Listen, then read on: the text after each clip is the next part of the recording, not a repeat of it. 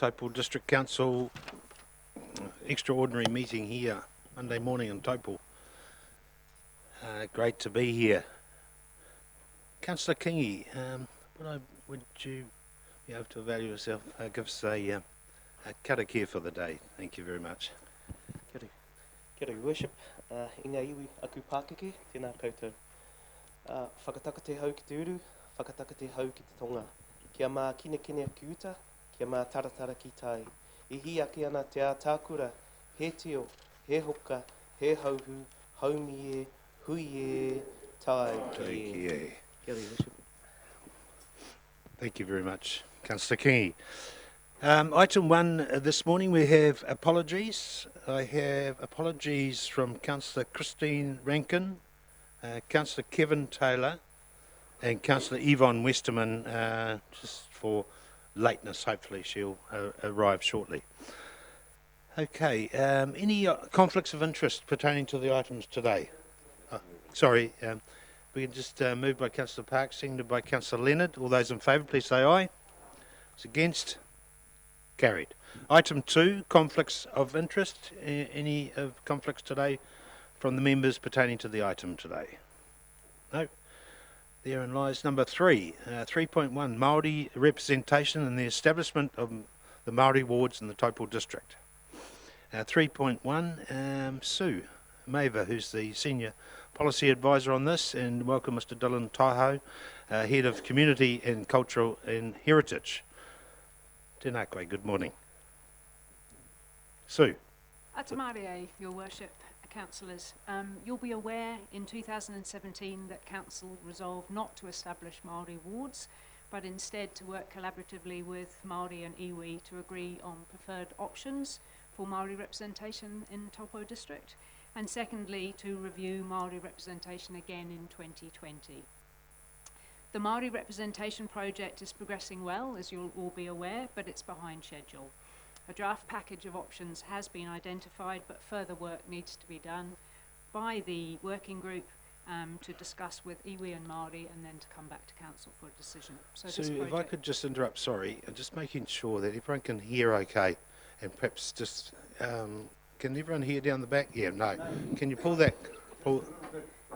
bit louder, sorry, straight directly, and just apologies, welcome to the press, and we have Māori TV here this morning, so tēnā koe and good morning to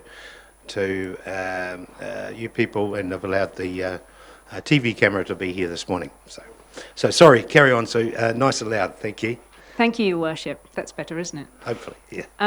The Māori representation project, as I said, is progressing, but it's behind schedule. That project needs to continue.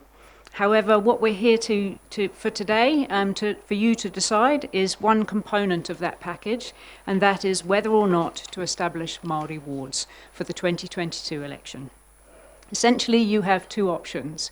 You can remain with the status quo and not establish Māori wards for the 2022 election, and then you can consider it again in 3 years' time to consider for the 2025 election. That's your first option. Your second option is to resolve to establish the Māori wards for the 2022 election. Your third option is to resolve to hold a poll on whether Māori wards should be established for the 2022 election. In other words, to go out to your community to ask them what they think. The results of that poll are binding for 6 years. There are many factors that you need to take into account, and I've outlined most of them, or I hope all of them, in my report. And there's some very detailed processes and timelines in the legislation. I'm happy to provide answers to any questions you have about those legislative processes. We have been through them, but they are complex. So if you have any questions, feel free to ask. Tina Jakes might also be able to help out with some of those questions. One more thing before I leave it to you to discuss the matter. You'll remember at the meeting that we had with our iwi partners on the 13th of November that Te Kautahitanga had said that they hadn't had time to consider the matter and that they were having a meeting last Saturday to discuss it. I've just spoken with George Asher this morning, and he's sending through a report of the feedback from that meeting. But essentially it was that Turangi-Tongariro would like Māori wards established, and because of that, the Te Kotahitanga wanted to present a unified voice, and in that respect, they supported Turangi-Tukua, and so the feedback from Te Kotahitanga was for the establishment for Māori wards for the 2022 election, but also that this was one part of a much larger package, and that we needed to work together on that package to continue. Cool. Very good. Thank you very much, Susan. Mr. Taho, did you have any comments to add to that? No? All been said, and the report has been tabled here. Thank you. Thank you very much for the work that's gone into the agenda item today. Can I put it out to councillors? Have we got any comments or questions, please, from the councillors? Councillor Westman? Sorry, just to note, Kevin Taylor's apology for his invoice. Yes, yeah, thanks very much, Councillor Westman. Okay. Any other questions or queries? Councillor Park? Yes, thank you, Your Worship, and I suppose someone needs to get the ball rolling. I very much value our time with Māori and different hapu within the iwi, and believe that Māori, the Māori view should be at every level through council, and I support that at every level. But I am in favour of actually recommendation 1, because I don't think that we're in the right place at the moment to have these seats. And as Sue said just then, we are behind in our schedule on the collaboration work. We already have a number of tools in our toolbox through Māori interests on all our standing committees and our joint management agreements. So I'm of a view that if we were to vote for Māori seats for the 2022 election today, that it will invoke a poll, and I don't think the outcome is going to be favourable, and that would then bind us for 6 years until a further future council can make a decision to have Māori represented in a statutory way. I would want to work with Māori over the next 3 years to ensure that when we have our representation review again, that we get it right. I think the Taupō District is very unique, and in the 10 years I've been on council, our relationships with iwi and Māori have grown extensively, and I value those relationships so much, and I just fear that the timing is wrong, and in doing this we could harm our relationships, and I am not wanting to do that. So therefore I will be voting for recommendation 1. Thanks, Councillor Park. Any other questions or queries? Councillor Kingi? Thank you, Your Worship. Just want to make a very quick few comments and articulate a preference. But I speak in support of today's paper regarding Māori representation. I am a firm believer in doing the right thing, and I think that supporting the establishment of Māori wards is doing the right thing. When I entered the council space as a member of the Turangi-Tongariro Community Board in 2013, I wasn't quite prepared for the complexity of the role, and throughout my time in local government, I have seen the rise of policies and practices requiring more Māori input and views. I've also seen the attempts of council trying to do its best, but often with a distorted view. Throughout this time, the national landscape has also changed, with far more te ao Māori views being an integral part of the strategy and policy documents for central government agencies. I do believe that an outcome from today, if it was in a positive way, would incorporate having far more Māori views at this table, and can only work to the benefit of all people within our district. I also see this as a great opportunity to further enhance the relationship between our community, whereby we shouldn't look at things as a negative, but also look at the opportunities around having more awareness, understanding, but also the many positive outcomes that can come from it. I appreciate the comments around being ready as far as our Māori communities participating, but I suppose one has to draw a mark in the sand and move forward from there, and I think today is that mark in the sand for us. Finally, Your Worship, today's decision is about community leadership. We have an obligation as community leaders to support the aspirations of all in our community, and I hope and implore my colleagues to have the courage to do what's right and to help lead our district and community forward. So with that in mind, I'm certainly in support of the establishment of Māori wards, but also the recommendation number 1, which includes the additional work that Council has to do to enable more Māori participation with Council. Kia ora. Good. Thank you, Councillor Kingi. Any other comments? Councillor Truman. Kia ora koutou. I've been sitting at this table for the last 10 years and we have had this come to us before. And the decision at the time was to stay with status quo. And at the time I believed that that was the right thing to do. But it's now 2020. I think there's been enough changes in New Zealand, positive changes for Māori and for our whole country. We've got educational changes where in our New Zealand curriculum, finally our own history will be taught. And I think over the long term, this is going to make instrumental change to our country. Now is the time to make this change. We have a treaty that has 2 partners, and yet currently there's a possibility that we have no Māori at this table, and that to me is wrong.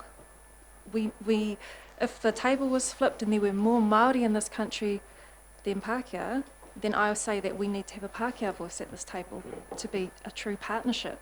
Currently, there are more Pākehā in this country, so the current status means that Māori can always be outvoted, and there's not necessarily a place here. So we need to ensure that voice remains. We've got it at central government, we need it at local government. So I think now is the time to do it, and I am in support of everything that my fellow councillor Kingi has discussed. We need to ensure that, as Councillor Anna Park said, that Māori are included in every level of council, and this is just one step to ensure that the Māori voice is not just tokenism, but is true partnership. Kia ora. Kia ora. Thank you, Councillor Truman. Yeah, Councillor Guy. Kia ora. There are 3 underpinning principles of the treaty, and that is about partnership, participation and protection. Partnership's about genuine relationships, it's about open door policies, participation is about aspiration, and protection is about valuing, normalising and ensuring that knowledge is paramount.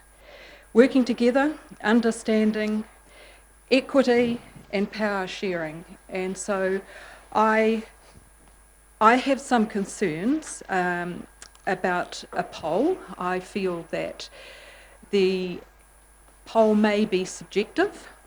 I don't think that the community have the same level of understanding that we do.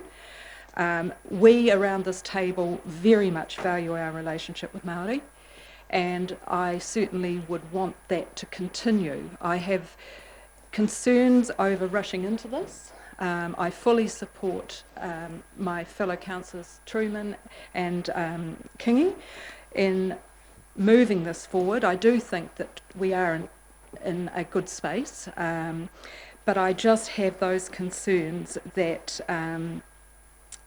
we could be bound for another 6 years and it would not allow us to move forward. So I just have that concern around the community poll and the subjectiveness of that. But I am certainly in favour at some point of Māori wards, and I would be happy to go with the consensus today. Thank you, Councillor Guy. Councillor John Mack. Hello. So it's my first term, and I do sit on the Tongariro Community Board as well as being a councillor. I have to say that as a system goes, it's quite a flawed system, only because whatever we decide today can actually be overturned in a poll if we decide to go forward. And that's quite hard, because obviously if we have the conviction to go forward, I would have liked to have thought we could actually go forward without having to then go out and ask the public. So the community board have decided and asked that we do go forward with the Maori ward seat, because obviously for us it is a way forward. I just think everybody would need to understand that doing this, which side you're on, it doesn't, you know, it doesn't make us right or wrong in what we're doing, but it is the right thing to do. I just feel that going forward, if this is overturned, I don't want to see us being a worse situation than we're in now. You know, we want to go forward, and I just feel that with more, if you like, interaction with the public as to why we're doing it and what the benefits are, is what the problem is at the moment. It's more of a fear thing, where I don't think people understand what we're trying to do. So, as I say, with the board is 100% behind going for the ward seat, so that would be the option I would go for. Thank you, Councillor Mack. Your Worship. Councillor Williamson. Kia katoa. Thank you. Obviously, having been in this community a long time, with our value, certainly absolutely value my relationship with the Māori. On the committees I've been also historically with my mother, you know, with the past councils and her role in the community as well. So I also have taken on board also one of those decisions where I try to get the what is the fairest outcome for all, representing the views of all our community. Okay, in a democracy, my concern obviously is expressed by some fellow councillors, is whether so much the timing. I don't. With option one, I support option one. I don't support the status quo to not establish Māori wards. I am in support of that. However, I am concerned that is expressed by with the poll, going up the poll without presumption, whether it's, you know, going to the community with the whether it's bigotry or whether it's just ignorance or just need more understanding to explain. Admittedly, as councillors, it is our duty to go out and listen to the community and also explain our relationship going forward. Councillor King made a very good point about good community leadership and having the courage. That's why we're elected. We put our heads above the turret, you know, once every 3 years to make this decision. So on behalf of the community, often consulting with the community is a good way of getting different viewpoints, but obviously without sounding above the law of the expectation of the community.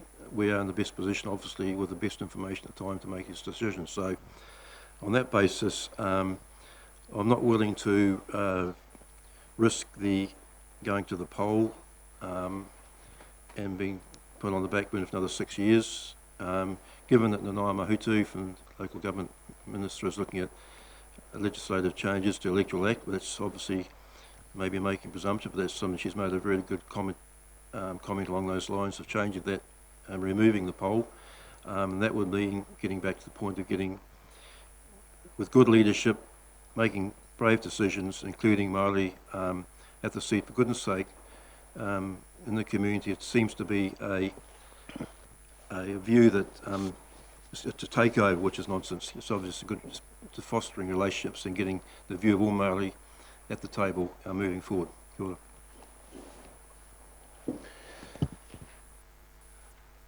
Councillor Boddy. I'm just wondering, Ms Maver-Sue, you gave us a briefing on a meeting that was held on the 23rd. That's just come through to us, that particular document. On I think it's the second to last page, under clause D, it states, the Maori ward system therefore